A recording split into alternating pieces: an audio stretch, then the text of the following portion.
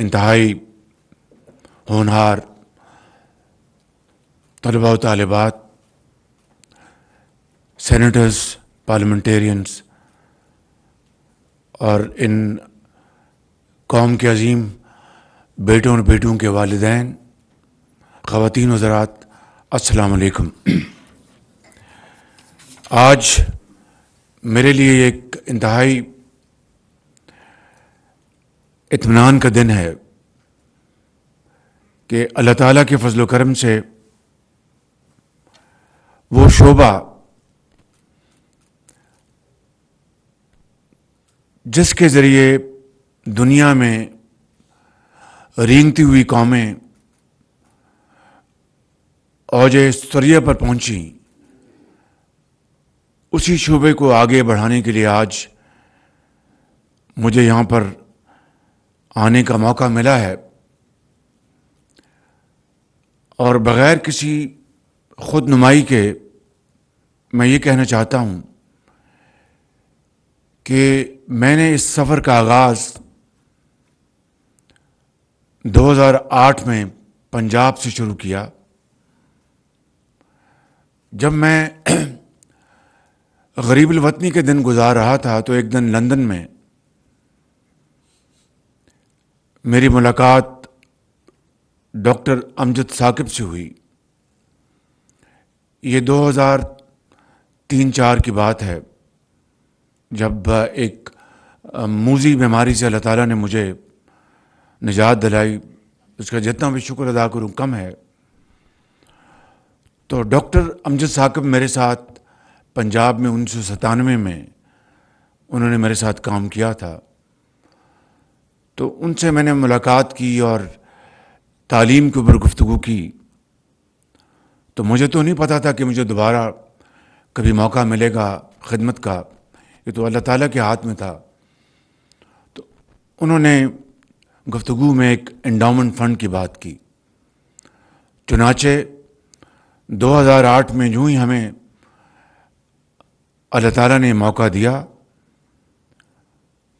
تو میرے لیڈر نواز شریف کی لیڈرشپ میں پنجاب ایجوکیشن انڈاؤمنٹ فنڈ کا قیام عمل میں لایا گیا پہلے سال میں، اور 2 ارب اس زمانے میں انڈاؤمنٹ فنڈ کے لیے مختص کیے گئے، جو کہ 22 ارب روپے بن گئے، اور 22 ارب روپے کی جو آمدن تھی اس سے کچھ 4,50,000 بچوں اور بچیوں کو تعلیمی وظائف دیے گئے۔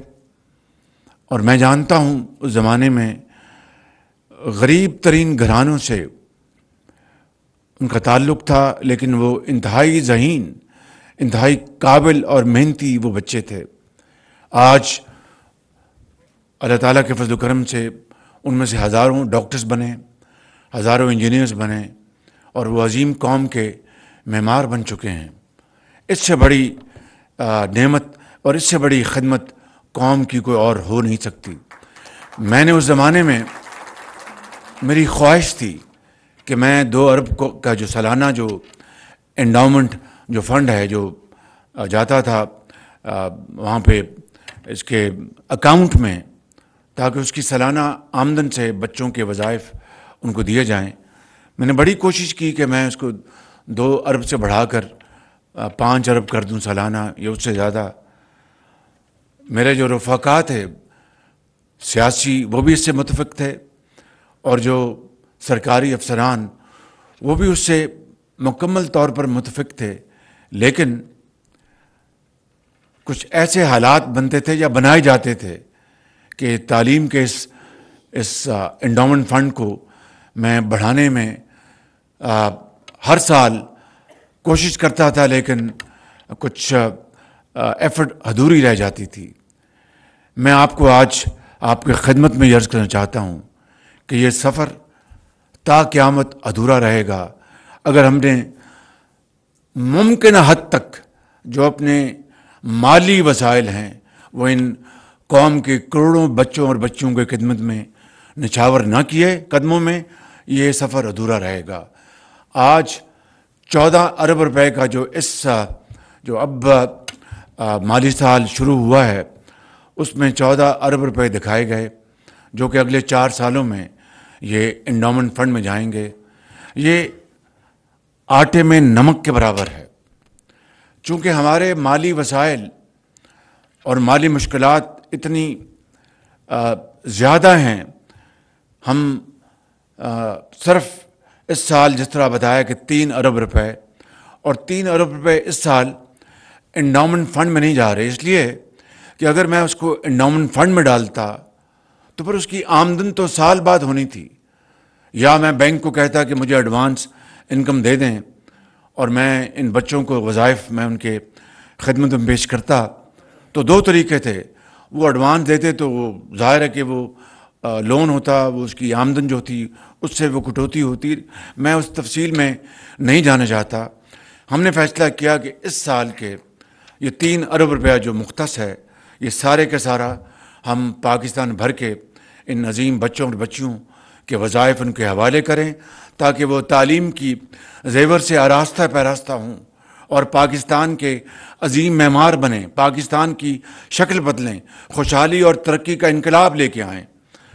مگر میری دعا ہے کہ الیکشن کے بعد جو بھی حکومت آئے وہ 14 ارب نہیں، میں چاہوں گا کہ اگلے 10 سالوں میں وہ 140 ارب روپے مختص ہوں، جو کہ ہم اپنے بچوں اور بچیوں کے لیے ہم ان کے حوالے کریں۔ کوئی ڈاکٹر بنے، کوئی انجینئر بنے، کوئی زراعت میں ایکسپرٹ بنے۔ یہی طریقہ ہے، یہی وتیرہ ہے۔ آپ دیکھیں خلیج میں چلے جائیں، جہاں پر صحرا تھے، آج وہاں پر آپ کو ایک ایسا نظام نظر آتا ہے کہ عقل دنگ رہ جاتی ہے۔ یہ ٹھیک ہے کہ اللہ تعالیٰ نے ان کو تیل کی دولت سے مالا مال کیا ہے، لیکن ہمیں اللہ تعالیٰ نے اس سے زیادہ ہمیں دولت دی ہے، زرخیز زمین دی ہے، پہاڑ دیے ہیں، پانی ہے، معدنی وسائل اللہ تعالیٰ نے عطا کیے ہیں۔ آپ جیسے یہاں پر خواتین بھی اس قوم کی تشریف فرما ہیں، یہاں پر مرد بھی ہیں، ٹیچرز بھی ہیں، پولیٹیشنز بھی ہیں، ایکسپرٹس بھی ہیں، بڑے بڑے اذہان بیٹھے ہیں یہاں پر، اور جو کہ اس ملک کے اندر ایک انقلاب لا سکتے ہیں، بشرطے کہ ہم ایک راستہ اپنائیں اور اس کے اوپر ہم کار بند ہو جائیں اور شبانہ روز اس کے اوپر ہم محنت کریں۔ تو میں سمجھتا ہوں کہ یہ مشکلات کا سفر بہت جلد کٹ جائے گا۔ یہ جو prime minister Pakistan fund for education جو ہے، میں اس نام سے اتفاق نہیں کرتا۔ میں نے ابھی رانا صاحب کی خدمت میں گزارش کی ہے کہ اگر پنجاب میں تھا پنجاب ایجوکیشن انڈومنٹ فنڈ، آج اس کو پاکستان ایجوکیشن انڈومنٹ فنڈ بنانا چاہیے ہمیں، تاکہ پورے پاکستان کا اس کے اوپر حق ہے۔ پرائم منسٹر آتے جاتے رہتے ہیں، اصل بات یہ ہے کہ یہ فنڈ ہمیشہ سلامت رہنا چاہیے، اس میں اضافہ ہوتا رہنا چاہیے۔ دیکھیے، میں آپ کو ایک واقعہ سنانا چاہتا ہوں۔ یہ 2010-11 کی بات ہوگی۔ میں لاہور میں الحمرا ہال تھا یا اقبال اکیڈمی تھی، مجھے اب یاد نہیں، وہاں پر ہم یہ بچوں اور بچیوں کو وظائف دے رہے تھے۔ تو ایک بیٹی آئی، تو میں نے ان سے پوچھا، بیٹی آپ کا تعلق کہاں سے ہے؟ تو کہنے لگی کہ میں چکوال سے میرا تعلق ہے۔ تو میں نے کہا کہ آپ کے والد کیا کرتے ہیں؟ ان کا کہ وہ ان کا سایہ اٹھ چکا ہے۔ میں نے کہا والدہ آپ کی؟ کہ وہ بھی دنیا میں نہیں ہیں۔ تو میں نے کہا پھر آپ کتنے بہن بھائی ہیں؟ وہ کہنے لگی کہ بڑا اس نے ضبط سے کام لیا، اس کی آنکھوں میں آنسو تھے لیکن بڑے اس نے صبر سے کام لیا۔ ان کا کہ میں وزیر اعلیٰ، ہم 4 بہن بھائی ہیں اور میں سب سے بڑی ہوں، اور میں تعلیم حاصل کر رہی ہوں، اور دوسرے میرے چھوٹے بھائی بہن وہ بھی اسکول میں جاتے ہیں۔ تو میں نے کہا کہ کس طرح گزر اوقات ہوتا ہے؟ کہ ہمارے چچا ہیں، وہ ہمیں ہمارا خیال کرتے ہیں، لیکن میں نے کہا کیا کاروبار ان کا؟ ان کا کوئی کاروبار نہیں، وہاں پر وہ گھاس پھوس کاٹتے ہیں اور بازار میں منڈی میں لا کے وہ بیچتے ہیں، اور بڑی مشکل سے گزر اوقات ہوتی ہے۔ یہ ہے، آپ اندازہ کریں کہ حالات، یعنی کہ زندگی کتنی تنگ تھی اس خاندان کے اوپر۔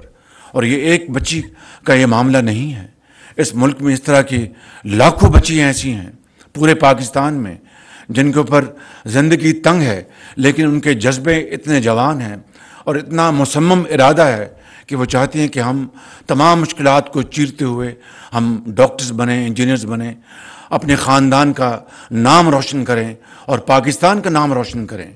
میں سمجھتا ہوں کہ یہ نہ سیاست ہے نہ کوئی اور چیز ہے، یہ عبادت ہے کہ تعلیم کا فروغ، اور اس ملک کو پاکستان کے طول و عرض میں، چاروں صوبوں میں، آزاد کشمیر میں، گلگت بلتستان میں، اگر ہم جو علاقے خاص طور پر جو ترقی کی دوڑ میں پیچھے ہیں، میں جناب وزیر صاحب کی خدمت میں عرض کروں گا کہ ان کے لیے آپ ان کو اسپیشل ان کے اوپر اٹینشن دیں، ان کے اوپر فوکس کریں، تاکہ میں جانتا ہوں قبائلی علاقے میں آپ جائیں، میں کل پشاور میں تھا، آج بھی مجھے قبائلی علاقے کے بچوں سے ملاقات کا موقع ملا۔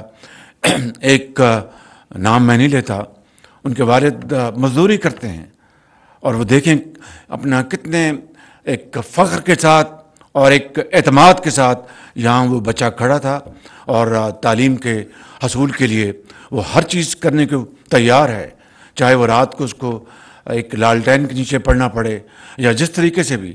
تو اگر حکومت وقت اور اشرافیہ اور صاحب ثروت اور وہ لوگ جن کو اللہ تعالیٰ نے بے پناہ نعمتوں سے مالا مال کیا ہے، اگر وہ آگے نہیں بڑھیں گے اور ان کروڑوں بچوں اور بچیوں کا ہاتھ نہیں تھامیں گے، تو نہ اس دنیا میں نہ اگلے جہاں میں نہ میری معافی ہوگی نہ کسی اور کی معافی ہوگی۔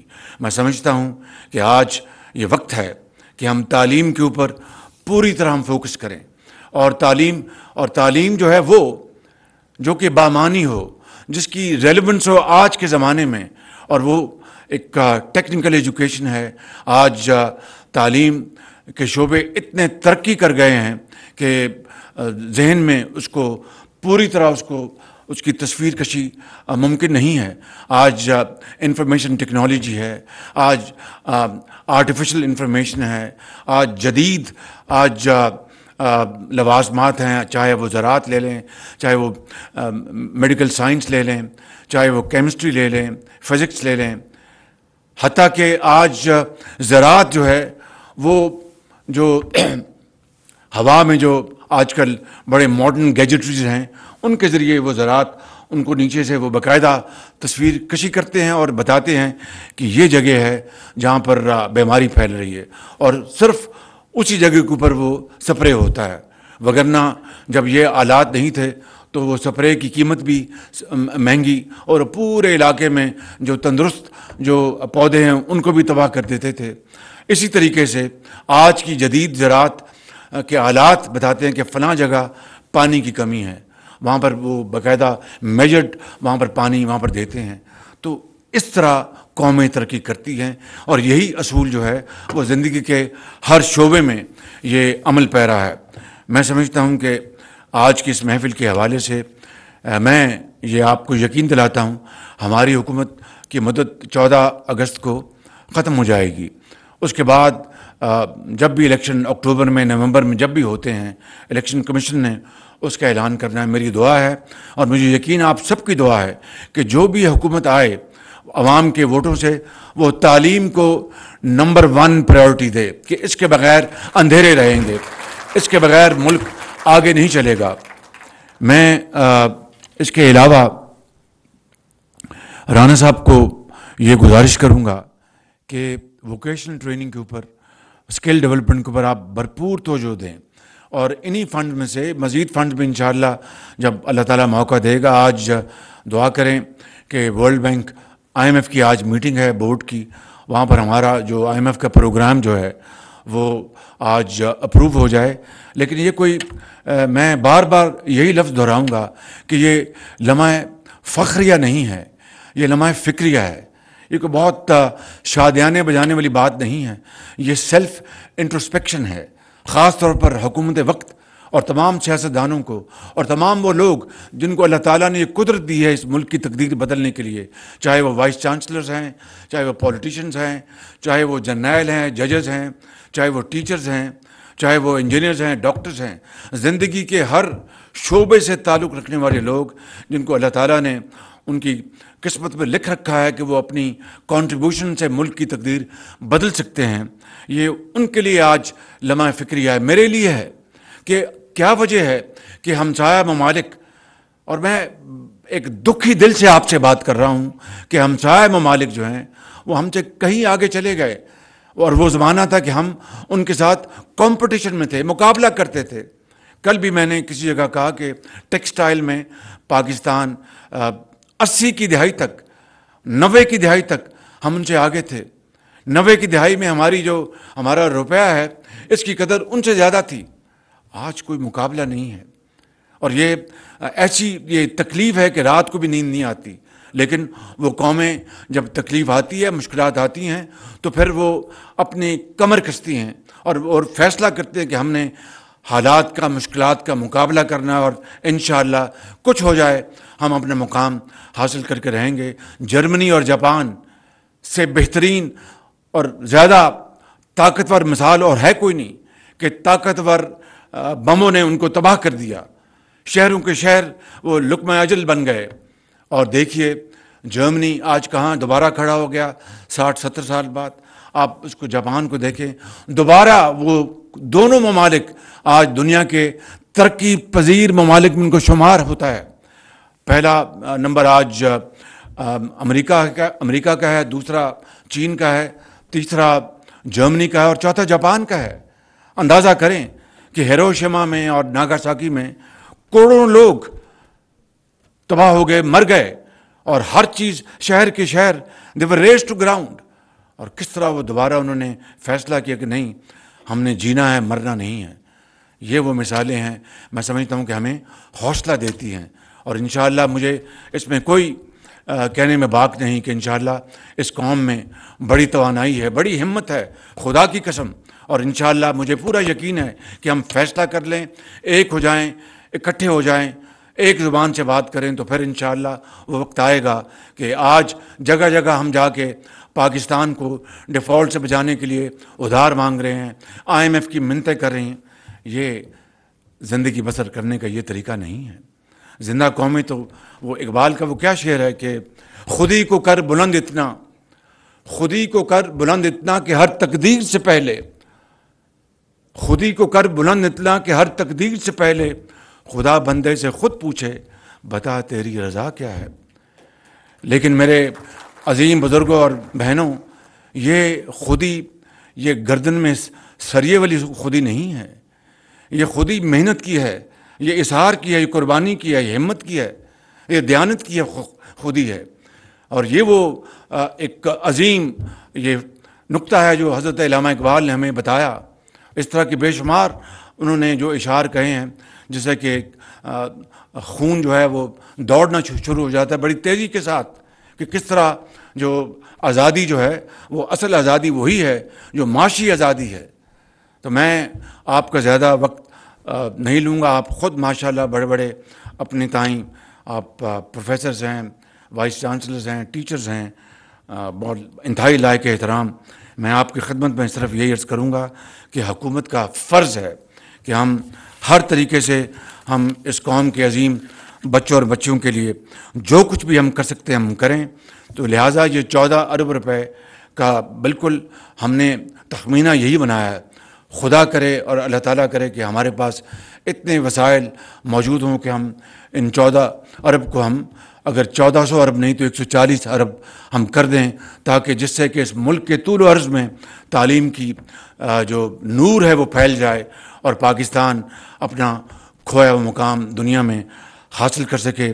مشکل ہے، ناممکن نہیں۔ اور چین کی مثال ہمارے سامنے ہے۔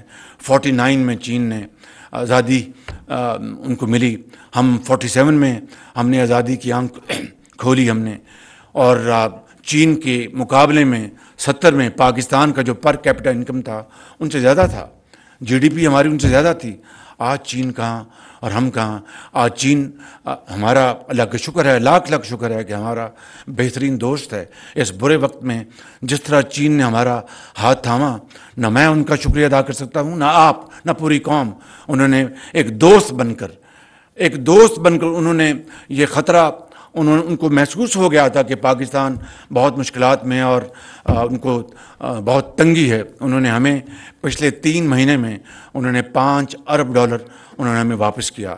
اسی طریقے سے آپ نے دیکھا کہ سعودی عرب نے کل خزانے میں 2 ارب جمع کروایا. $1 ارب انشاءاللہ UAE سے 1 آدھ دن میں پہنچ جائے گا. ہم ان کے بے پناہ شکر گزار ہیں اور میں ان کا شکریہ نہیں ادا کر سکتا اگر چاہوں بھی، کیونکہ انہوں نے پاکستانی قوم کے لیے جو محبت اور جو عقیدت دکھائی ہے وہ بے مثال ہے. لیکن میرے بزرگوں اور میرے بہنوں، یہ زندگی بسر کرنے کا طریقہ نہیں. ہمیں اس کو بدلنا ہوگا اور اسی طریقے سے بدل سکتے ہیں. راستہ یہی ہے تعلیم کا، جس میں زراعت بھی ہے، جس میں سائنس بھی ہے، جس میں ڈیولپمنٹ بھی ہے، ریسرچ بھی ہے، معدنیات. اب معدنیات کے اوپر میں آپ بات کروں تو بات بہت لمبی ہو جائے گی، بہت دور تلک چلی جائے گی. لیکن صرف اختصار کے ساتھ کہنا چاہتا ہوں کہ اربوں ڈالر کے معدنیات یہاں پر مدفن ہیں پاکستان میں. مگر بجائے کہ ہم ایکسپورٹ کر کے اور پاکستان کے طول عرض میں خوشحالی کا پیغام لاتے، ہم نے اربوں روپے جو قانونی فیسیں بھری ہیں، ہمارے خلاف جو مقدمے ہوئے باہر